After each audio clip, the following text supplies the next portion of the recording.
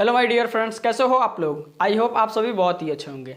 तो आज के इस वीडियो में हम जानेंगे फोकस दूरी और वक्रता त्रिज्या में क्या संबंध होता है, यानी कि relation between F and R. Focus दूरी और वक्रता त्रिज्या में संबंध को देखेंगे।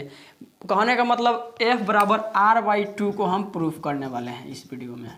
एफ बराबर r/2 को प्रूफ करेंगे, यानी कि जो फोकस दूरी होता है वो वक्रता त्रिज्या की आधी होती है। इसको हम बहुत ही आसान तरीके से प्रूफ करेंगे। तो इसके लिए हमने पहले से ही एक डायग्राम बना रखा है ताकि समय का बचत हो, ठीक है।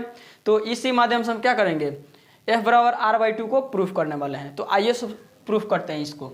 यहाँ पर हमने सबसे पहले क्या किया है, एक अवतल दर्पण लिया है और अवतल दर्पण में एक यहाँ पे मुख्य अक्ष के समानांतर एक किरण लिया है। और यह किरण जब भी कोई किरण मुख्य अक्ष के समानांतर जाता है तो दर्पण से परावर्तन के बाद कहाँ से आता है, तो फोकस से आता है। वही काम हमने किया है। और यहाँ पे क्या किया है, वक्रता केंद्र से यहाँ पर जहाँ से परावर्तन हुआ है वहाँ पे लंब डाल दिया है, ठीक है। तो यहाँ पे हमने लंब डाल दिया है। तो आपको मालूम होगा कि ये जो आपतित किरण जा रहा है और ये अभिलंब डाले हैं, इसके बीच में कौन सा कोण बन रहा है, तो आपतन कोण इसको बोला जाता है, कोण आई, ठीक है। ये हुआ आपतन कोण। और ये कौन सा कोण होता है, तो ये होता है परावर्तन कोण, यानी कि कोण आर के नाम से ये जाना जाता है, ठीक है। तो यहाँ पे आपतन कोण ये वाला हुआ, ये हुआ परावर्तन कोण। तो हम जानते हैं परावर्तन के नियम से कि आपतन कोण बराबर होता है परावर्तन कोण के। कहने का मतलब ए बी सी, कोण ए बी सी, यानी ये वाला एंगल किसके बराबर होगा, तो कोण सी बी एफ के। समझ में आया। क्या करना है यहाँ पे, तो देखना है यहाँ पे परावर्तन के नियम से क्या होता है, आपतन कोण और परावर्तन कोण क्या होता है, तो बराबर होता है। तो वहीं यहाँ पे हम काम करने वाले हैं। कौन कौन कोण बराबर हो गया, तो ए बी सी बराबर होगा किसके, तो सी बी एफ के। तो यही बात हम यहाँ पे क्या करेंगे, लिख देंगे कि कोण ए बी सी इक्वल होगा कोण किसके, तो सी बी एफ के, यानी कि सी यहाँ पे बी और एफ के। कैसे इक्वल होगा, तो यहाँ पे लिख देना है कि परावर्तन के नियम से। परावर्तन के नियम से, परावर्तन के नियम से ये क्या हो जाएगा, दोनों एंगल इक्वल हो जाएगा, ठीक है। तो यहाँ पे हमने क्या किया, परावर्तन के नियम से दोनों एंगल को इक्वल कर दिया। और एक बार बात और ध्यान में रखना होगा आपको, दो रेखा ऐसे है जो समानांतर है, ठीक है, और इसको एक तिर्यक रेखा से कट करेगा। तो ये वाला जो एंगल होता है ना, ये वाला एंगल ये क्या होता है, तो इस एंगल के बराबर होता है। ये वाला एंगल किसके बराबर होता है, तो इस वाले एंगल के बराबर होता है। क्यों बराबर होता है, क्योंकि ये एकांतर कोण होता है, ठीक है। तो यहाँ पे देखिए, एक ये समानांतर रेखा है और ये है। इन दोनों समानांतर रेखाओं के बीच में एक तिर्यक रेखा ये वाला काट रहा है ना। तो यहाँ पे ये वाला कोण क्या होगा, इस वाले कोण के बराबर होगा, क्योंकि ये दोनों क्या है, तो एकांतर कोण है। तो वही बात अब यहाँ पे लिखेंगे, क्या लिखेंगे, कोण ए बी सी, कोण ए बी सी इक्वल होगा किसके, कोण किसके, तो इस वाले कोण के इक्वल होगा, ठीक है। यानी कि सी बी सी एफ, कोण बी सी एफ कैसे इक्वल होगा, तो ये दोनों क्या है, तो यहाँ पे रीजन दे देंगे कि ये एकांतर कोण है। एकांतर कोण, एकांतर कोण से क्या होंगे, तो इक्वल हो जाएंगे ये दोनों। अब देखिए, इसका नाम इक्वेशन 1 दे देते हैं, समीकरण 1, इसका नाम 2 दे देते हैं, समीकरण 2। अब समीकरण 1 और 2 से लिखेंगे, समीकरण 1 और 2 से, समीकरण 1 और 2 से। समीकरण 1 और 2 में देखिए, तो समीकरण 1 और समीकरण 2 का बायां पक्ष बराबर है, ठीक है। क्या है, तो कोण ए बी सी है, इसमें भी कोण ए बी सी है, यानी कि समीकरण 1 और समीकरण 2 का बायां पक्ष बराबर है, तो इसका दायां पक्ष भी क्या होगा, तो बराबर होगा, ठीक है। हमने यहाँ पे क्या बोला कि समीकरण 1 और 2 का बायां पक्ष बराबर है, तो इसका दायां पक्ष भी क्या होगा, तो बराबर होगा। तो यही बात हम यहाँ पे लिखेंगे, इसका बायां पक्ष बराबर है, तो हम क्या करेंगे, दाएं पक्ष को बराबर करके लिख देंगे। कोण क्या हो जाएगा, सी बी एफ इक्वल हो जाएगा किसके, तो कोण बी सी एफ के। आया समझ में ये बात। हमने क्या किया, तो सबसे पहले यहाँ पे परावर्तन के नियम से देखा कि आपतन कोण और परावर्तन कोण बराबर होते हैं, ये वाला हमने यहाँ पे लिख दिया और समीकरण 1 बना लिया। दूसरा हमने देखा कि दो समानांतर रेखा को एक तिर्यक रेखा जब कट करता है तो इसमें जो ये वाला कोण होता है और ये वाला कोण होता है, ये क्या होता है, एकांतर कोण, और एकांतर कोण हमेशा बराबर होता है। तो वही वाला हमने लिखा कि ये वाला एंगल बराबर होगा, तो कोण ABC इक्वल होगा किसके, तो कोण BCF के, यानी इस एंगल के इक्वल होगा। वहीं हमने समीकरण 2 बनाया और समीकरण 1, 2 से चला और क्या किया, इसका मिला हमें बायां पक्ष से बराबर, तो दायां पक्ष भी हमने बराबर कर दिया। आगे देखिए काम क्या करना है, ये वाला एंगल इस एंगल के बराबर ये वाला एंगल है और इस एंगल के बराबर ये वाला एंगल है, ठीक है। तो ये जो एंगल दिख रहा है यानी कि ये वाला इतना दूर, ये जो एंगल है इन दोनों के बराबर है, ठीक है। तो ये दोनों एंगल आपस में बराबर होगा कि नहीं, तो जरूर होगा, ठीक है, क्योंकि ये वाला एंगल इसके बराबर है और यही वाला एंगल इसके बराबर है। तो ये जो एंगल है दोनों एंगल के बराबर है, तो ये दोनों आपस में एंगल क्या होंगे, बराबर होंगे, ठीक है। यहाँ पे देखिए एक त्रिभुज बन रहा है, ऐसे त्रिभुज बन रहा है, ठीक है, और ये दोनों एंगल बराबर मिल गए। तो किसी भी त्रिभुज में जब दो एंगल बराबर मिल जाते हैं, जैसे कि यहाँ पे एक त्रिभुज ऐसे बना लेते हैं हम, और ये वाला एंगल मान के चलिए समान है यानी कि बराबर है, तो अब कोण के सामने वाली भुजा यानी एंगल के सामने वाली भुजा क्या होती है, तो बराबर होती है। समझ में आया।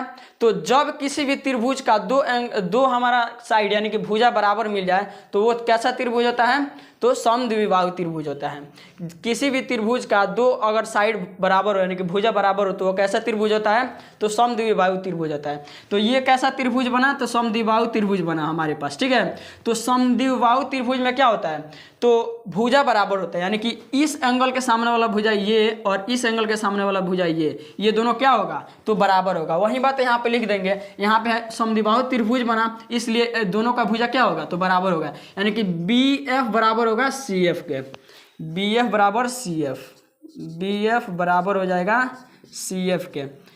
क्यों बराबर होगा, तो यहाँ पे रीजन देंगे कि समद्विबाहु त्रिभुज की भुजा, ये क्या है, तो समद्विबाहु त्रिभुज का भुजा है, ठीक है, इसलिए बराबर होगा। ये रहा इक्वेशन हमारे पास 3, तीसरा हमारा समीकरण मिला। और आगे देखिए ये जो बिंदु B और P दिख रहा है ना, एक्चुअल में जितना दूरी दिख रहा है उतना दूर है नहीं, ठीक है, ये क्या है, बहुत पास है। जैसे कि अगर क्या करें, यहाँ पे एक पॉइंट है, यहाँ पे एक पॉइंट है और एक यहाँ पे पॉइंट है, इसको ऐसे मिलाते हैं और इसको ऐसे मिलाते हैं और इस वाले पॉइंट को और नीचे यहाँ पे लाएंगे और इसको ऐसे मिलाएंगे, ठीक है, और फिर इसको यहाँ पे लाएंगे ऐसे मिलाएंगे, तो एक ऐसा समय आएगा कि ये वाला पॉइंट यहाँ से चल कर क्या यहाँ पर चला आएगा और डिस्टेंस का क्या होगा, इसका डिस्टेंस समान ही रहेगा। तो कुछ इसी प्रकार से यहाँ पर है, ठीक है। तो ये B और P भले ही दूर दिख रहा है लेकिन है बहुत पास में, ठीक है। इसको जैसे जैसे नीचे लाएंगे तो ये इस पर आकर फिक्स बैठ जाएगा, ठीक है। तो यही बात यहाँ पे लिखेंगे, क्या लिखेंगे हम कि बिंदु B और P क्या है, बहुत निकट है। लिखेंगे बिंदु B P के बहुत निकट हैं। अब ये वाला जो है, ये वाला बिंदु P और B के बहुत निकट है, तो ये वाला डिस्टेंस और ये वाला डिस्टेंस समान होगा, तो इसलिए BF बराबर क्या लिख सकते हैं, तो PF लिख सकते हैं हम, ठीक है। इसलिए क्या लिख देंगे, इसलिए BF बराबर क्या हो जाएगा, तो PF हो जाएगा। ये हमारा क्या हो जाएगा, तो समीकरण 4 मिल गया, यानी कि 4, समीकरण 4 मिल गया। यहाँ पे समीकरण 3 था, यहाँ पे समीकरण 4। अब इसमें आपको एक कॉमन चीज़ दिखाई दे रहा होगा कि इन दोनों समीकरण का 3 और 4 का बायां पक्ष बराबर है, BF और BF यहाँ पर भी है, तो इसका दायां पक्ष भी बराबर होगा। तो लिखेंगे इसलिए क्या हो जाएगा, तो CF बराबर क्या हो जाएगा, CF बराबर PF हो जाएगा। आई होप इतना दूर आपको समझ में आया होगा, और इतना दूर समझ में आ गया तो समझिए कि ये आप प्रूफ कर डालें, ठीक है। तो यहाँ पे आगे देखिए काम क्या करना है।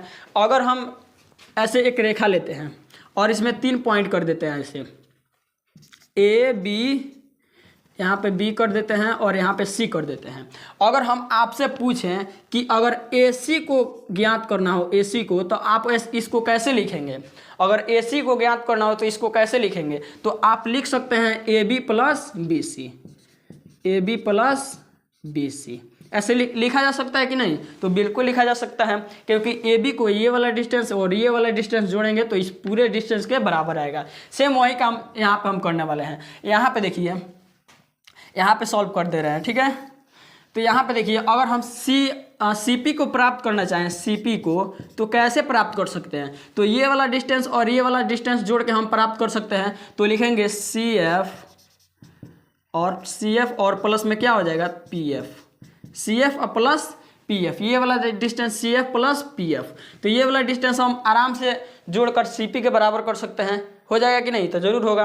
तो यहाँ पे देखिए, C से P क्या है, यानी C से P, तो यहाँ से यहाँ तक वक्रता त्रिज्या है, और वक्रता त्रिज्या को हमें किससे दिखाते हैं? तो R से हम दिखाते हैं। तो इसके बदले क्या लिख देंगे, R is equal to CP, CF है, यहाँ पे PF है। तो यहाँ पे देखिए, CF बराबर है PF के, यानी CF के बदले में PF और PF के बदले में हम CF लिख सकते हैं, ठीक है। तो यहाँ से किसी एक को हम बदल देते हैं। तो यहाँ पर चलिए किसको बदलते हैं, तो CF को PF में बदल देते हैं। तो CF को PF में बदल देंगे तो PF यहाँ होगा और प्लस में ये वाला PF यहीं पर रहेगा। यहाँ पे R is equal to PF जुटेगा तो 2PF हो जाएगा। और P से F क्या है, तो P से F हमारा फोकस दूरी है। ध्रुव और फोकस के बीच की दूरी को फोकस दूरी कहा जाता है। ये F से इसको दिखाते हैं। तो R बराबर क्या हो जाएगा, 2F। अगर यहाँ से हम क्या करें, F निकालें, F इज इक्वल टू, तो ये 2 है, गुणा में इधर आएगा तो भागा लगाएगा, तो R बाई क्या हो जाएगा, 2 हो जाएगा। इसको हम सीधा कर दिए हैं, ठीक है। तो यही हमें प्रूफ करना था, F बराबर R/2 यहाँ पे, ठीक है। तो इस प्रकार से हम बहुत ही आसान तरीके से क्या कर सकते हैं, इसको प्रूफ कर सकते हैं। तो आप इसका स्क्रीनशॉट ले सकते हैं। और वीडियो अच्छा लगा तो दोस्तों के पास शेयर करिएगा, और चैनल को सब्सक्राइब और वीडियो को लाइक जरूर कर लीजिएगा।